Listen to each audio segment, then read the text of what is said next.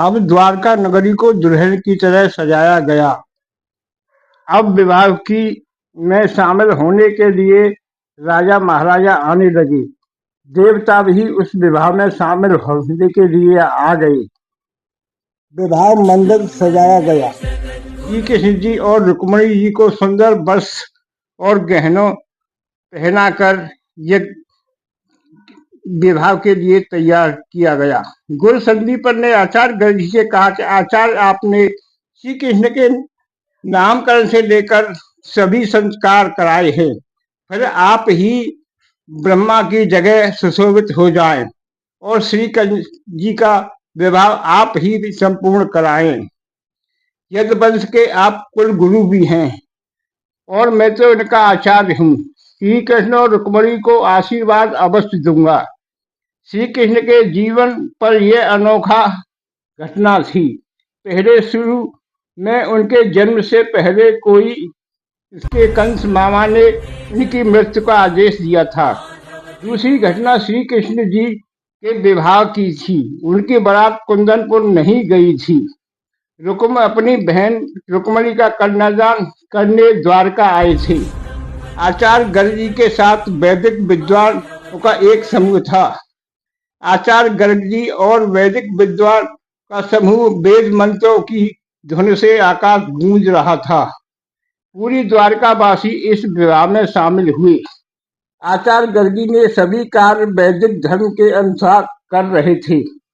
रुक्मणी के पिता की जगह उसका बड़ा भाई रुक्म आया था। उसने विवाह के संपूर्ण कार्य किए और अपनी बहन का कन्यादान किया। उसके बाद उपहारों का प्रोग्राम शुरू हुआ। अनेक राजाओं ने श्री कृष्ण और रुक्मणी को अनेक उपहार दिए। विवाह की दूसरे दिन श्री कृष्ण का द्वारका के युवराज पद पर उत्सव था। उसी दिन रुक्म सुबह से ही बिना बताए कुंदनपुर जाने लगा। तब ये बात बलराम जी को मालूम हुई। उन्होंने रुक्म से कहा कि हे भाई, क्या तुम्हें श्री कृष्ण के उत्सव राजाभिषेक में शामिल नहीं होना है?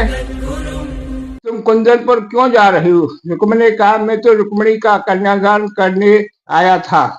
वो कार्य संपन्न करा गया है, अब मैं जा रहा हूँ। राजाभिषेक से कोई मेरा लेना देना नहीं है। तब बलराम जी ने कहा, रुक्म, तुम कृष्ण के युवराज पद पर बैठने पर खुशी नहीं है? मेरा कहना है कि अतिथि आता अपनी राजी से है और जाता है घर वालों की इच्छा से जाता है। यह मेरा आदेश है कि आज कुंदनपुर नहीं जाओगी। रुक्म की हिम्मत नहीं हुई कि बलराम जी का कहा न माने। उसने कहा कि ठीक है, मैं आज कुंदनपुर नहीं जाऊंगा। अभिषेक के लिए जल से भरे भरे 4 कुंभ मंगाए गए। जमुना की लकड़ी से बने आसन पर श्री कृष्ण और रुक्मणी को बिठाया गया और उन्हें उत्तम वस्त्र पहनाए गए। स्नान से निवृत्त होकर उत्तम वस्त्र रुक्मणी जी श्री कृष्ण को पहना रही थी। अब ब्राह्मणों ने वैदिक मंत्रों का पाठ हुआ। वेद मंत्र ध्यान मिल रही थी। फिर श्री कृष्ण और रुक्मणी जी को सिंहासन पर बिठाया गया। गर्ग जी ने आचार्य संदीपन से युवराज के कृष्ण के सिर पर मुकुट पहनाया और तिलक लगाया। चारों तरफ से द्वारका दी श्री कृष्ण और देवी रुक्मणी की जय होने लगी। ब्राह्मणों को भोजन और दान दिया गया। इसके बाद उन्हें उचित दक्षिणा भी दी गई। अब सभी से कहा गया कि श्री कृष्ण को जनता के नाम संदेश के लिए प्रेरित किया जाए। तब श्री कृष्ण जी ने अपने संबोधन करते हुए कहा कि हे देवगणों, ऋषियों, मेरे पूजनीय आदरणीय श्रेष्ठ जनों और मेरे द्वारका वासियों, मैं आज से यह प्रण लेता हूँ, बिना कोई भेदभाव के अपने कार्य को करता रहूंगा। मेरा जन्म संसार में धर्म की स्थापना और दुष्टों को जन्म देने के लिए हुआ है। मैं सबसे पहले उस परम पिता को धन्यवाद करता हूँ, जिसने पिता ने मुझे संसार में भलाई के लिए जन्म दिया है। इसके बाद में अपने नाना उग्रसेन का धन्यवाद करता चाहता हूँ, जिन्होंने अपने पुत्र कंस के परेशान होकर इतने दिन जेल में बिताए हैं। उसके बाद मैं अपने माता पिता को धन्यवाद करना चाहता हूँ। उनकी शादी की विदाई के समय जो आकाशवाणी हुई थी, देवकी का 8वां पुत्र कंस का वध करेगा। मामा कंस ने मेरे माता पिता को जेल में डाल दिया था। पहले तो मेरा मामा मेरी माता का वध करना चाहता था, फिर मेरे पिता वसुदेव ने अपनी बुद्धि से काम लिया। उन्होंने मेरी माता जी का जीवन बचा लिया। अब मेरी माता जी और पिता के एक बहुत लंबा जीवन कारागार में बिताया है। मेरे जन्म पर उन्होंने जो कष्ट उठाए वह बहुत बड़ा त्याग था। इन्होंने कंस की जेल से अनेक कष्ट उठाकर मुझे गोकुल पहुंचाया। उन्होंने तो बहुत बड़े संकट को मोल लिया था। पहला ये, अगर कंस को मालूम पड़ जाता तो मेरे पिता को मृत्युदंड देता। दूसरा ये कि मुझे यमुना पार ले गए थे, उसमें उन्हें बहुत खतरा था कि यमुना उफान पर थी। पर मेरे पिताजी ने एक वैद्य की टोकरी ऐसी बनवाई जो वर्षा से बचाने के लिए ऊपर शेषनाग की तरह बनाई थी। वर्षा से मेरी रक्षा हुई। अगर पिता यमुना में बह जाते तो भी मैं उस टोकरी में सुरक्षित रहता, मुझे कोई हानि नहीं होती। पर पिताजी पानी में खड़े खड़े ही तैरना जानते थे। उन्होंने उस समय वही किया। अब मैं नंद बाबा और यशोदा माता का कर्जदार हूँ। उन्होंने मुझे अपने पुत्र की तरह पाला, मुझे हर मुसीबत से बचाया। अब ग्वाल वालों को मैं शुक्रिया अदा करना चाहता हूँ, जिन्होंने मेरे साथ मिलकर अनेक मुसीबतों को सहा, मेरी सदा मदद की। आचार्य संदीपन गुरु जी को मैं धन्यवाद देना चाहता हूँ कि मुझे पुत्र की तरह शिक्षा दी और मेरी हर मुसीबत में मेरा साथ दिया। हर तरह की शिक्षा मुझे देकर उन्होंने जो मुझ पर उपकार किया है, मैं उनका सदा आभारी रहूंगा। राजा अग्रसेन के राज में युवराज पद पर उन्हीं की बदौलत बैठा हूँ। आज मैं जो कुछ हूँ अपने गुरु संदीपन की वजह से हूँ। उन लोगों का आभारी हूँ जिन्होंने मेरे मामा कंस और जरासंध को हरवाया था।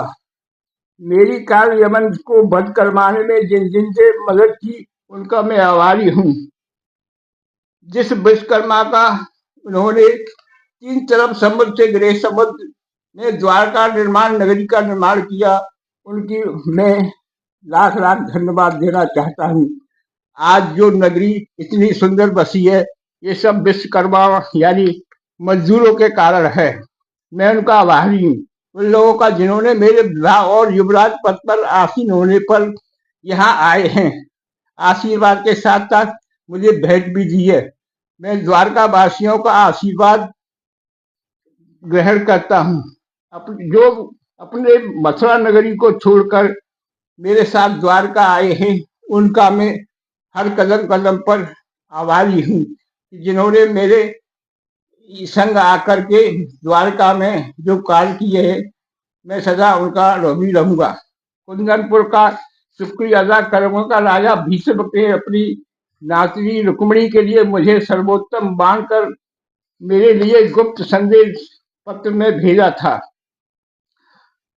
और मेरी अर्धांगिनी रुक्मिणी का लेकर आया हूँ। उन जिन्होंने मेरी मदद की है, मैं इन सभी का बहुत आभारी हूँ।